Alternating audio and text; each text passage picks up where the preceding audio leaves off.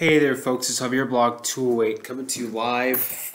Tonight is October 30th, 2021, and I'm just going to be talking about tonight, our evolution as people throughout the pandemic. And I'm just going to lay it on the table for you really clearly, the discussion we're going to have tonight. Okay, so we've all changed in regards to the pandemic as individuals. I've changed, you've changed. We've all came through this probably with one viewpoint, looking at this through one way, and came out of this with looking at it through a totally different way. And it's been very interesting because, I remember when this thing first started, we're going all the way back to December of 2019. That's what my former boss was telling us. This thing was coming out of China. The people were in the streets suffocating and dying in body bags. He was showing us videos and all that. And, yeah, it was weird. It was horrifying. I thought this was a China thing. I thought, okay, I'm never going to go to China. Never in my life. I'm never going to go to China. That's one country I can leave out throughout my life. Ironically, I was getting ready to go to Hawaii. And the reason I was concerned about Hawaii was because it was halfway between the United States and China. So, January 2021, I did a blog on this on YouTube. I went to Hawaii, had the best time of my life. The best time of my life. I'll say that for another video, but Hawaii was amazing. And the trip was totally normal. I flew there without a mask. I flew back without a mask. I did not wear a mask the entire time. The entire time. Never put a mask on the entire time I was in Hawaii. Or the time I was traveling there and back. So it was a totally normal trip. However, I will throw this in. When I was in Hawaii, I did see people wearing masks. Not a lot. I'm sure that's changed since, but not a lot. I'd probably say about maybe 10% of people, maybe 10%, maybe between 5 and 10% of people were wearing masks. And whenever I saw people in masks, I stayed away from them. I was afraid of them. I was afraid that they're wearing masks because they're coming from China or some other country that was infected with the coronavirus, and they, posed a danger. And I genuinely knew about the threat of the coronavirus. I was afraid of the coronavirus, and I didn't want to be around the people that were wearing masks. I stayed away from them. I was afraid that they are coming from China or wherever, and I didn't want to be around them. Anyway, continuing on, got back from Hawaii. That's when everything started to change. Everything started to change. Italy, I started to see that cases were, I'm not even going to use the term cases. Italy was being attacked by this virus. It was horrifying. I heard that thousands of people were dying. Thousands of people were dying. And this is before it came to the U.S. Italy was being ravaged by the virus. And I heard that Italy was going into lockdown, shutting down all their businesses. And it looked like a horror show in Italy. Italy looked like a third world country. I never thought of Italy as a third world country. But Italy looked like a third world country for the first time ever.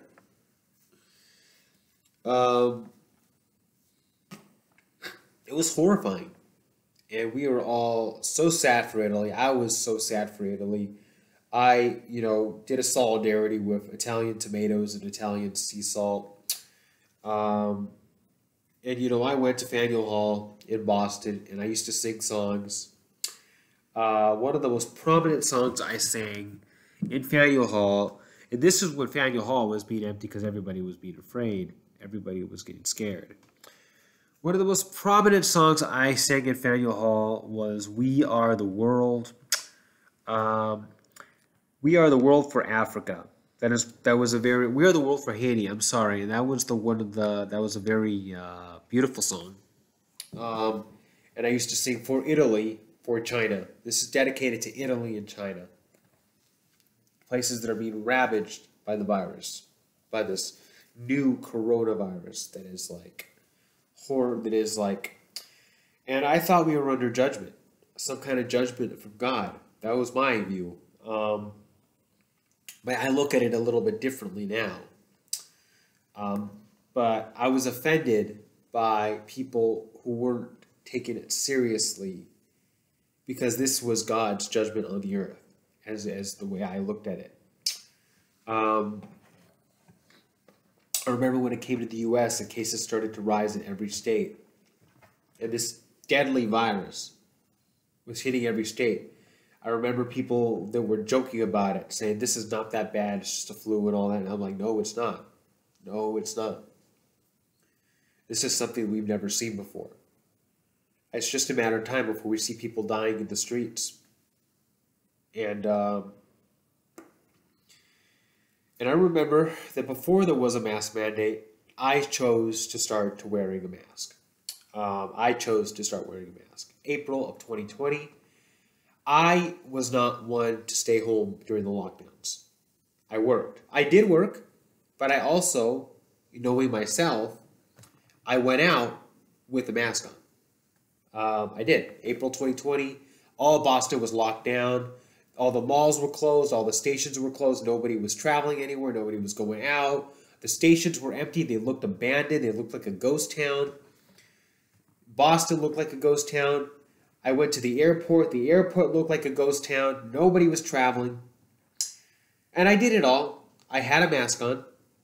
April 2020. The mask mandate in Massachusetts didn't start till May. So this was before the mask mandate. I was wearing a mask voluntarily. But I was wearing the mask, but I was still going out. I was not... While everybody was staying home, locked in their houses, looking at the TV and all that, I was still doing my normal thing with the mask on. And I took it seriously. I surveyed. I did videos. I did video of South Station completely empty in Boston.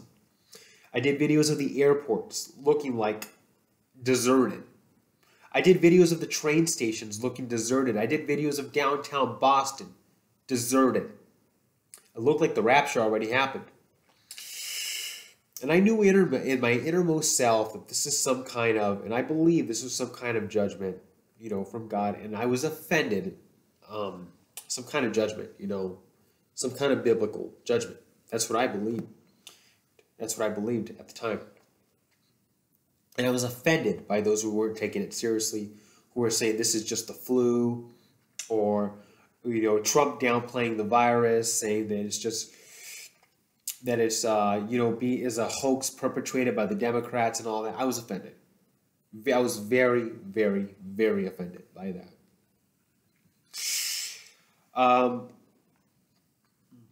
However, what I was not doing is, listening to every word the CDC was telling us, or every word the proposed scientists that everybody's looking to is telling us. That's what I was not doing.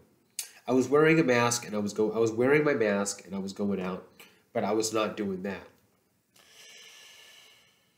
And then the mask mandate actually started.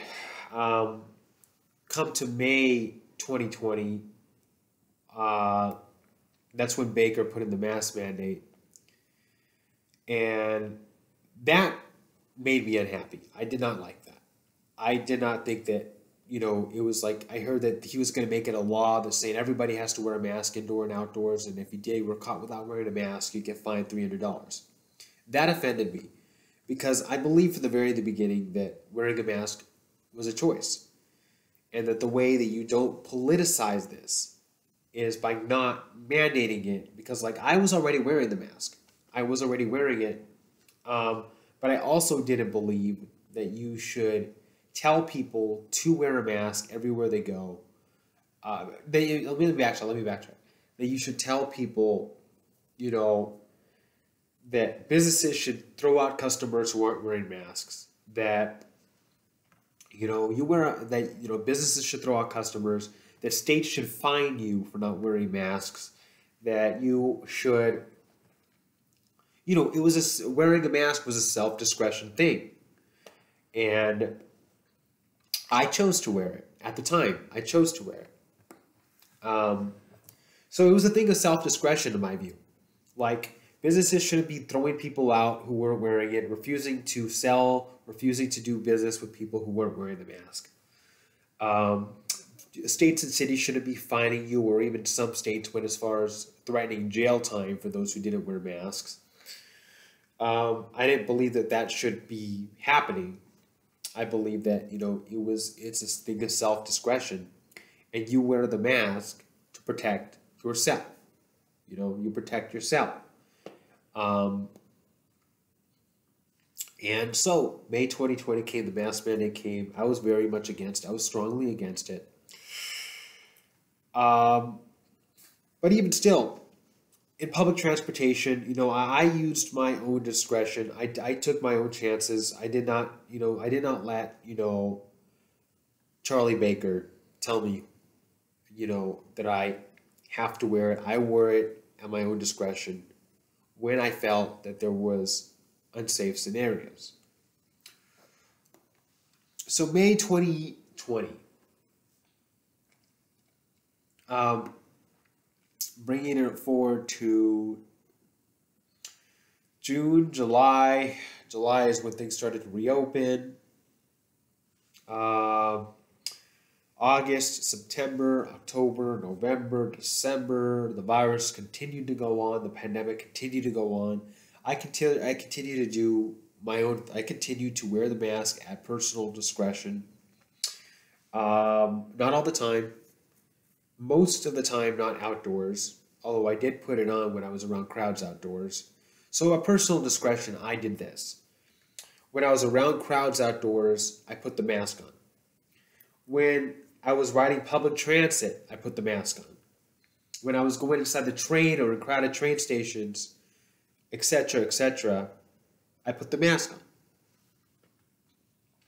Okay? I did not feel I needed to wear the mask when I was in stores that were not, very crowded, or indoor places that were not very crowded. They just had a few people here and there. I did not feel I needed to wear the mask when I was outside most of the time. And that actually kind of corresponds to a lot of what the science, so-called, supposedly the science shows, that outdoor transmission is not very likely. As time progressed, I continued to use personal discretion, but at the same time, I just went about my business. I went to work. I went out. I did my thing. I traveled. Come October 2020, I went to Phoenix, and then I went to Oklahoma. I went to see the Oklahoma City Memorial, and then I went off to Arkansas, and then I went to Louisiana, Shreveport, Louisiana, Fayetteville, so Oklahoma City, Oklahoma, to Fayetteville, Arkansas, to Shreveport, Louisiana, to Jackson, Mississippi, and then back to Baton Rouge, Louisiana, and then New Orleans, Louisiana. And then came the election. Okay, so here we go. The election. We're going to talk about the election. At the time, I was a fervent Biden supporter. And I just want to get into that real quickly, because this also plays a role in all this. At the time, I was disgusted with Donald Trump. I thought he was a hate monger and a cult leader. And a cult leader.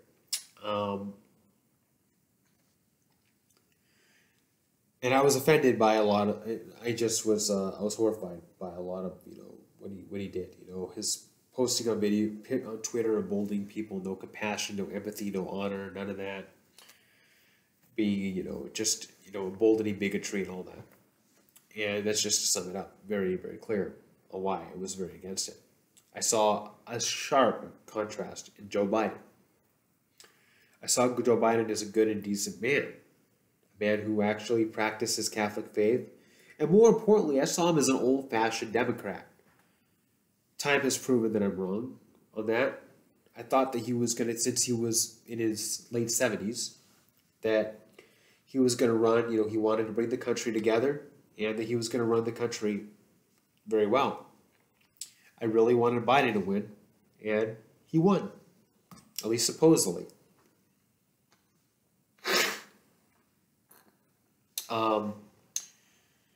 Supposedly. The reason I say supposedly is because there's a lot of rumors out there that the election was stolen and all that, and I don't know what to believe on that. Personally, I don't see the evidence. I'm going to be honest, I don't see the evidence for that, but I don't know what to believe on that. I really don't.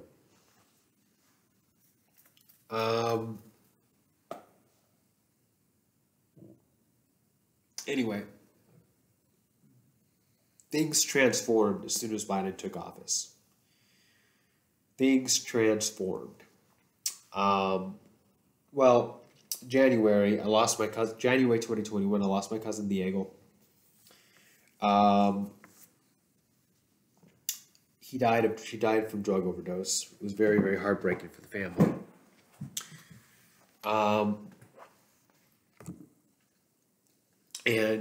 So January 2021, I lost Diego, my cousin, who I love so much.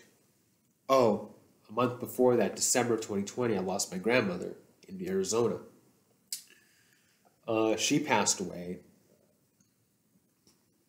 And it was really, really hard on us. Really hard on us.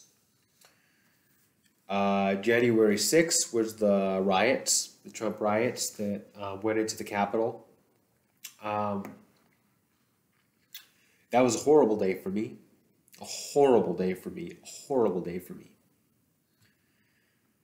It was one of the worst days of the year. I spent the whole day crying, pretty much. Not the whole day, but it has to do with the person that I care about, who yet again is out of my life for the second time. The first time was on January 6th, and again, he's out of my life again, and I still care about that person a lot. I still miss that person. And I pray for that person too. That person is a beautiful soul, and he's a very, anyway, I don't want to get sidetracked, but just throwing that in there. That was a big reason for it, because me and him at the time were at odds about the January 6th riot, and then he totally cut me off, and it didn't end well. He ended up coming back, but he cut me off again more recently. Anyway, so the January 6th was a horrible, horrible, horrible day. It was a horrible day. It was just like something a horrible attack on the Capitol and all that, by these extremist groups that were emboldened by Trump. And now that I look at January 6th, again, fast forwarding to the Javier of today, October 30th, 2021, I mean, I don't condone what they did. I don't condone them attacking the Capitol, but I will be graceful in one aspect to them. I will be charitable in one aspect. And the truth of that is that I believe now I believe that they were let into the Capitol. They were let in. They didn't storm the Capitol. They were let right in. And that's just what it was. It was disgraceful what they did. I still don't condone what they did. I was pissed at Donald Trump. I don't want to say pissed, but I was disgusted with Donald Trump that he emboldened these people to this point where they would literally do that. But I also am charitable in the aspect that they were let into the Capitol.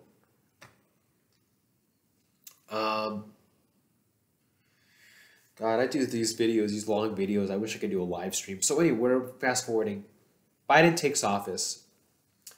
He encourages Americans to wear a mask for 100 days. Immediately, that was a red flag because I knew that people were still going to be wearing masks well past the 100 days. And here we are. People are still wearing masks. I don't want this mask thing to be normalized. I don't. I have been standing up to it for quite some time now because like it should not be. I don't want to see this become the new normal. I don't. I know there's people out there who want this to be normal. They want the whole world to be masked up. And I've met some of these people here in Massachusetts. Some of those really on the left that actually want masks to become a permanent new normal. And the reason they do is because, oh, it protects you from other infections and all that and the flu and all that. They want it to happen. I don't want it to happen. You know, people should see other people's faces on it. That's just a normal thing. That is, it's not a normal way to live. Wearing a mask all the time is not a normal way to live. It's not. That's my opinion. Fast forwarding. The vaccine distribution starts. Here was my thoughts about the vaccine. I knew from the beginning that I was not going to take it. However, what I didn't know is that what I suspected, but didn't really actually believe was how hard this was going to be pushed. Okay? I was like, okay, there's a vaccine, great. What are you going to do about it? What are you going to do? I was surprised. And I was very surprised. Not surprised because, we're, as Christ says, we're in this world but not of it. I was very surprised to see people rushing to take the vaccine. All over the world, rushing to take it. Family members and friends rushing to take it. As soon as it came out, they're just rushing to take it. And that was a red flag for me. The fact that just people were rushing to take it, and how our leaders, our government leaders, our governors and our president, and they are posting live videos getting the vaccine. And this was signaling all kinds of red flags. And the reason it was signaling all kinds of red flags was because that is exactly how I would picture that thing, which I will not name, being administered in the Revelation period, in the tribulation period, Revelation 13. And that was a red flag for me. I was very agnostic about the vaccine and what it was and what the agenda behind it was. I did not know. Could this be the thing in Revelation 13? I did not know. Could this be? I see the way the world is accepting it so fast. I did not know. Time has progressed, and I realize it is not the thing that is listed in Revelation 13. I still have not gotten it. I still have not taken the healthcare option, the jab, whatever you want to call it, the vaccine. Even though I know now it is not that thing that is mentioned in Revelation 13. But I continue to see, and what I predicted, and what I predicted the whole time, the whole time was how hard this was going to be pushed. And it's like one by one, as the months went on, all my predictions that I was predicting, my worst fears, my innermost concerns, were coming true. Let me give you some examples.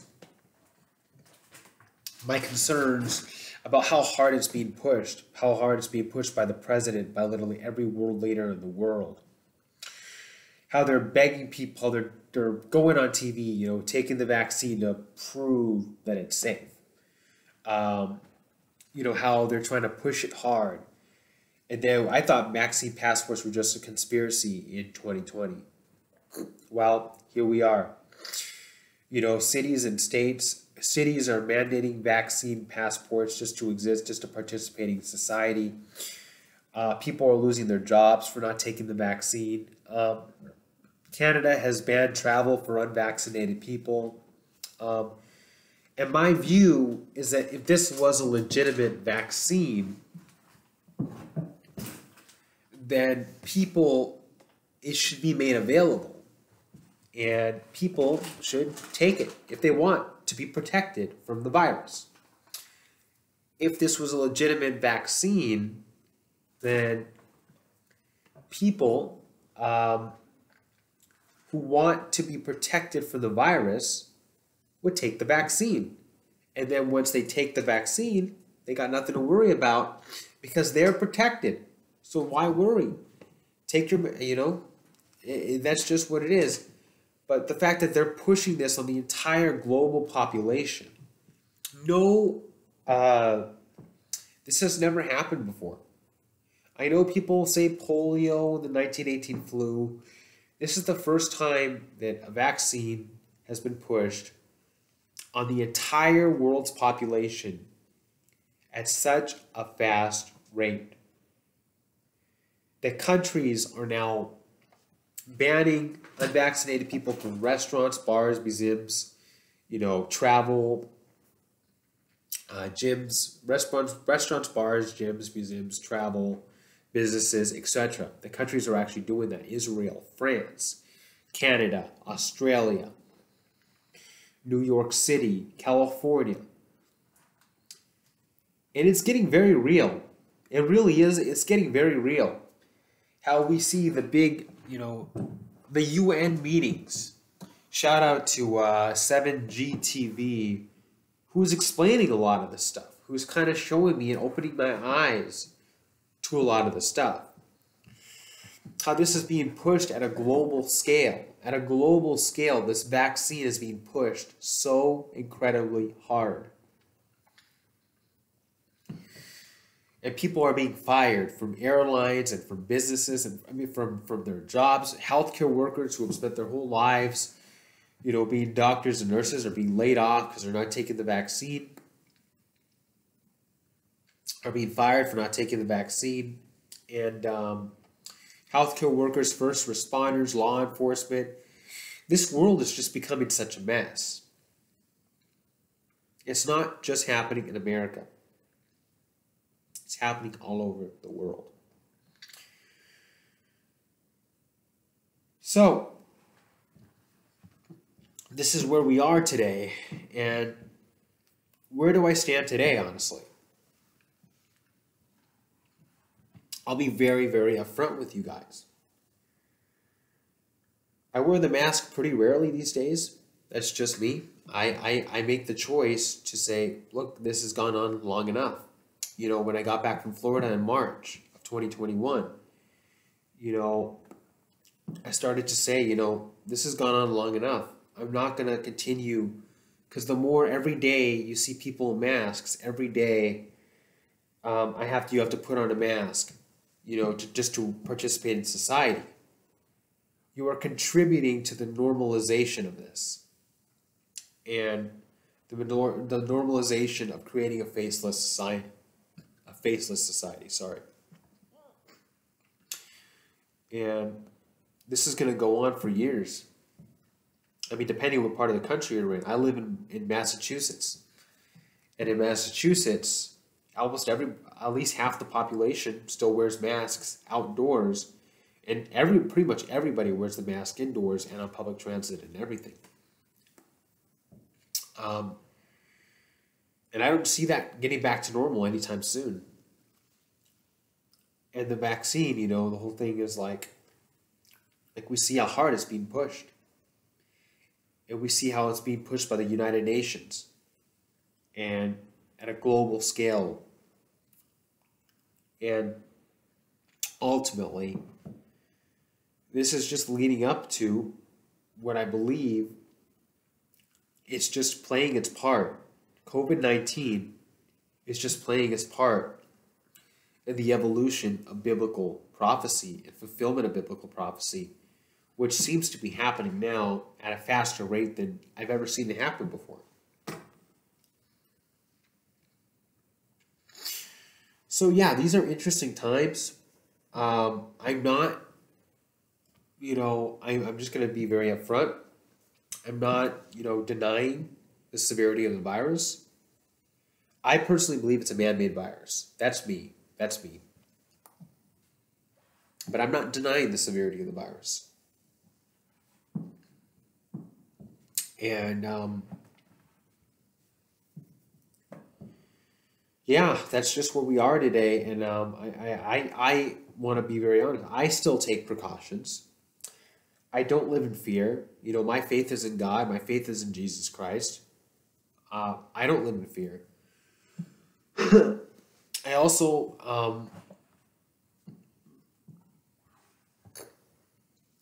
my faith is in God and in Jesus Christ. So I don't live in fear. That's just personally, but I also take my own precautions.